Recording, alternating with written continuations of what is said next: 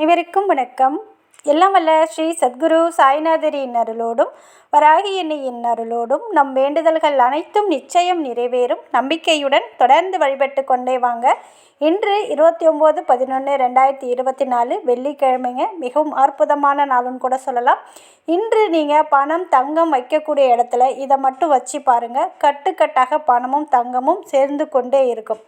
ஒரே வாய்ப்பு, தவற விட்டுடாதீங்க. அந்த அளவுக்கு அற்புதமான நாள். இன்று பார்த்திங்கன்னா கார்த்திகை மாதத்தில் வரக்கூடிய வெள்ளிக்கிழமை, சிவராத்திரியும் இருக்குது. அதே போல் இந்த நாளில் தான் சிவபெருமானை குபேரர் வழிபட்டு நவநிதிகளையும் பெற்றதாக ஒரு ஐதீகம். அதாவது குபேரர் பார்த்திங்கன்னா சிவராத்திரி அன்று சிவனை வலம் வந்து அவருக்கு தேவையான அனைத்து செல்வ செழிப்பையும் நவநிதிகளையும் பெற்றதாக ஒரு ஐதீகம். இந்த நாளில் நம்ம சிவபெருமானையும் மனதார பிரார்த்தனை பண்ணிக்கொண்டு மகாலட்சுமி தாயாரையும் பிரார்த்தனை பண்ணிக்கொண்டு பணம் காசு நீங்கள் நகையெல்லாம் வைக்கிற இடத்துல இதை நீங்கள் வச்சு பாருங்கள். நிச்சயமாக உங்கள் வாழ்க்கையில் பணமும் நகையும் சேர்ந்து கொண்டே இருக்குங்க. தங்கம் வெள்ளி இது போல் ஆபரணங்கள் பார்த்திங்கன்னா மகாலட்சுமி தாயாருடைய ஒரு சொரூபம் தான். வீட்டில் எப்பொழுதுமே மகாலட்சுமி தாயார் நம்முடன் இருக்க வேண்டும் அப்படின்னா தங்க நகை நம்ம வீட்டில் இருந்து கொண்டே இருக்கணும்.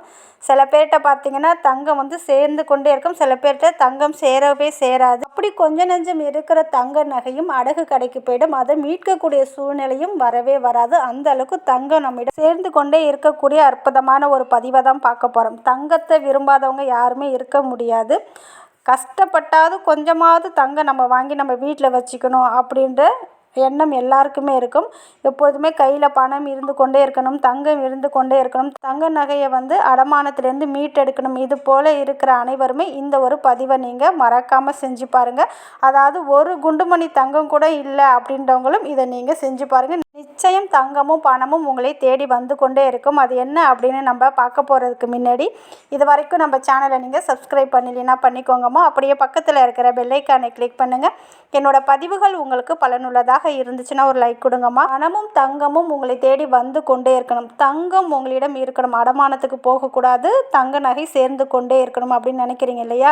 சில பேரிடம் பார்த்தீங்கன்னா தங்க நகை சேராமலே இருக்கும். அது எதற்காக அப்படின்னு பார்த்தீங்கன்னா சொர்ண தோஷம் ஏற்பட்டிருக்கும். அதாவது சொர்ண தோஷம் அப்படின்றது என்னன்னு பார்த்தீங்கன்னா, தங்க நகை பார்த்தீங்கன்னா நீங்கள் கடைகளில் இருந்து வாங்கிட்டு வரும்போதும் சரி, நீங்கள் அடமானம் வச்சிருந்தாலும் சரி, அந்த தங்கத்தில் பல பேருடைய கைகள் பட்டு இருக்கும். சில பேருக்கு நல்ல எண்ணங்கள் இருக்கலாம், சில பேருக்கு பார்த்தீங்கன்னா தீய எண்ணங்கள் இருக்கலாம். இப்படி எல்லாருடைய கைகளும் அந்த தங்கத்தில் படுறதுனால அந்த தங்கத்திற்கு தோஷம் ஏற்படுது. அதனால் அந்த தங்கத்தை நீங்கள் வீட்டிலேருந்து வாங்கிட்டு வந்தாலும் சரி, அடகில் வச்சுருந்தாலும் சரி, புதுசாக நகை வாங்கிட்டு வந்தாலும் சரி, இன்றைக்கி உங்கள் வீட்டில் ஒரு குண்டுமணி தங்கம் இருந்தாலும் சரி, அந்த தங்க நகையை எடுத்துக்கோங்க. அதை என்ன பண்ணுறீங்கன்னா மஞ்சள் நீரில் நல்லா கழுவிக்கோங்க.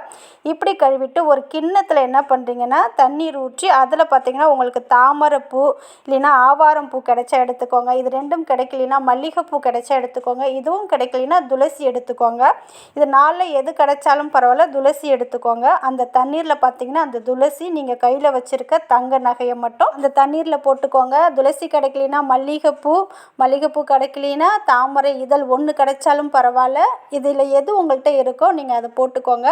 அப்படி போட்டுட்டு அந்த தண்ணிக்குள்ளே உங்களுடைய கையும் அந்த தங்க நகையோட ஒரு மூக்குத்தி இருந்தாலும் அதை அந்த தண்ணியில் போட்டு அதுக்குள்ளே உங்கள் 2 கையும் வச்சுக்கோங்க. வச்சுட்டு இந்த மந்திரத்தை சொல்லுங்கள். அதில் ஒரு குண்டுமணி தங்கமாக போட்டிருக்கீங்க, அதுக்குள்ளே தான் உங்கள் கையை நீங்கள் வச்சுருக்கீங்க. அப்படி வச்சுட்டு இந்த மந்திரத்தை ஒரு 5 நிமிஷம் சொல்லுங்கள். ஓம் சொர்ணஸ் ரஜை நமக, ஓம் சொர்ணஸ் ரஜை நமக, ஓம் சொர்ணஸ் ரஜை நமக அப்படின்னு இந்த மந்திரத்தை ஒரு 5 நிமிஷம் சொல்லி முடிச்சிடுங்க. சொல்லி முடிச்சதுக்கப்புறம் நீங்கள் என்ன பண்ணுறீங்கன்னா சொர்ண தோஷம் விலக வேண்டும், தங்கம் வீட்டிலே தங்க வேண்டும், சொர்ண தோஷம் விலக வேண்டும், தங்கம் வீட்டிலே தங்க வேண்டும் அப்படின்னு ஒரு 5 நிமிஷம் சொல்லி முடிச்சதுக்கப்புறம் உங்களுடைய 2 கையும் எடுத்துடுங்க. இப்படி எடுத்துட்டு அந்த தங்கத்தை நீங்கள் என்ன பண்ணுறீங்கன்னா தண்ணீரில் நீங்கள் போட்டிருந்தீங்க இல்லையா, துளசி இலையாக இருக்கட்டும், இல்லை மல்லிகைப்பூவாக இருக்கட்டும், இல்லை தாமரை இதழ், இதில் எது போட்டிருந்தீங்களோ அதை அந்த தங்கத்தோடு எடுத்து ஒரு வாழை இலை இல்லைன்னா வெற்றிலையில் அந்த தங்கம் அதில் போட்டிருந்த துளசி இல்லைன்னா என்ன பூக்கள் போட்டிருக்கீங்களோ, மல்லிகை இல்லைன்னா தாமரை பூக்கள் போட்டிருக்கீங்க பாருங்கள், அதை எடுத்து அந்த வெற்றிலை இல்லைன்னா வாழை இலையில் வச்சு அதில் ஒரே ஒரு பச்சை கற்பூரம் ஒரு ஏலக்காய் மட்டும் வச்சு அதை ஒரு பொட்டலம் போல் மடித்து ஒரு நூலால் கட்டிக்கோங்க. அதை கட்டிட்டு அதை என்ன பண்ணுறீங்கன்னா, உங்கள் வீட்டில் நீங்கள் ஒரு விளக்கு ஏற்றி வைத்துட்டு பூஜை ரூமில் இதை செஞ்சிங்கன்னா ரொம்ப ரொம்ப நல்லது. பூஜை ரூமுக்கு போக முடியாதவங்க வெளியில் நீங்கள் எங்கே இருக்கீங்களோ அங்கே இன்றைய தினத்தில் தாராளமாக செய்யலாம். இப்படி அதை நீங்கள் பொட்டலம் போல் கட்டிட்டீங்க. உங்களுடைய இடது கையில் ஜவ்வாது இல்லைன்னா பச்சை கற்பூரம் இல்லைன்னா உங்கள் அத்தர், இது 3ல் உங்கள் வீட்டில் இன்றைக்கி என்ன இருக்கோ அதை உங்கள் கையில் நல்லா அப்ளை பண்ணிக்கோங்க. பச்சை கற்பூரமாக இருந்தால் நல்லா நுணுக்கி உங்கள் கை 2 கையிலையும் நல்லா சூடு பறக்க தேய்ச்சிக்கோங்க. சப்போஸ் உங்கள் வீட்டில் ஜவ்வாது இருந்ததுன்னா அதையுமே உங்கள் கையில் நல்லா தேய்ச்சிக்கலாம். அத்தர் இருந்தாலுமே நீங்கள் தேய்ச்சிக்கலாம். இப்படி நல்லா சூடு பறக்க கை 2 கையிலும் நல்லா வாசம் வர மாதிரி தேய்ச்சிக்கோங்க. தேய்ச்சிட்டு இப்போ நான் சொல்லக்கூடிய இந்த ஒரு நம்பரை உங்களுடைய கையில் எழுதிக்கோங்க. 70937205 70937205. இந்த நம்பர் பார்த்தீங்கன்னா தங்கத்தையும் செல்வத்தையும் பணத்தையும் காந்தம் போல ஈர்க்கக்கூடிய அற்புதமான நம்பர். இன்றைய தினத்தில் உங்களுடைய கட்டவரலுக்கு கீழே சுக்கிரமேடில் இந்த நம்பரை எழுதிக்கோங்க.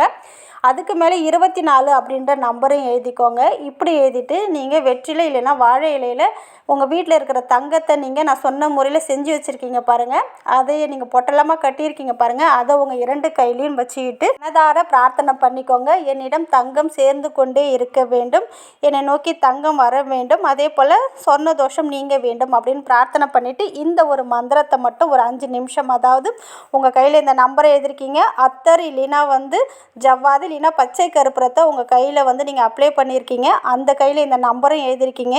இந்த கையில் தான் உங்களுடைய அந்த பொட்டலத்தை வச்சுக்கோங்க. வச்சு இந்த மந்திரத்தை சொல்லுங்கள். ஓம் சொர்ணஸ்ரஜே நமக, ஓம் சொர்ணஸ்ரஜே நமக அப்படின்னு இந்த மந்திரத்தை ஒரு 5 நிமிஷம் சொல்லி முடித்ததுக்கப்புறம் உங்களால் தூபதீப ஆராதனை காமிக்க முடிஞ்சால் காமிக்கலாம். இல்லைன்னா அந்த பொட்டலத்தை எடுத்துகிட்டு போய் நீங்கள் பணம் நகை வச்சுருக்கீங்க பாருங்கள், அந்த இடத்துல இந்த ஒரு முடிச்சு, அதாவது நீங்கள் வெற்றிலையில் கட்டி வச்சுருக்கீங்க பாருங்கள், வெற்றிலை இல்லைன்னா வாழை இலையில் கட்டி வச்சுருக்கீங்க பாருங்கள், அதை பணம் காசு நகையெல்லாம் வைக்கிற இடத்துல வச்சுடுங்க. உங்களுக்கு இது 2மே சேர்ந்து கொண்டே இருக்கும். இந்த ஒரு பரிகாரத்தை செய்யக்கூடிய நேரம் பார்த்தீங்கன்னா வெள்ளிக்கிழமையில் மாலை நேரத்தில் வரக்கூடிய 8 to 9 சுக்கிர ஓரையில் இதை செய்யலாம். அதே போல் ஒவ்வொரு மாதமும் இதை நீங்கள் செஞ்சுட்டே வர வர உங்களிடம் தங்கமும் பணமும் சேர்ந்து கொண்டே இருக்குங்க. அடுத்தது பார்த்தீங்கன்னா மாதவிடாய் காலத்தில் இதை செய்ய வேண்டாம். நான்வெஜ் சாப்பிட்ருந்தீங்கன்னா இந்த வெள்ளிக்கிழமையை விட்டுட்டு அடுத்த வெள்ளிக்கிழமையை நீங்கள் ட்ரை பண்ணி பாருங்க, நிச்சயம் நல்ல பலனை கொடுக்கும். அதே போல் கையில் எழுதக்கூடிய அந்த பேனாவின் நிறம் பார்த்தீங்கன்னா மையின் நிறம் பார்த்தீங்கன்னா கிரீன் கலர் இல்லைன்னா ரெட் கலரில் எழுதுங்க. நம்பிக்கையோடு எழுதுங்க, நிச்சயம் நல்லதே நடக்கும். நன்றி.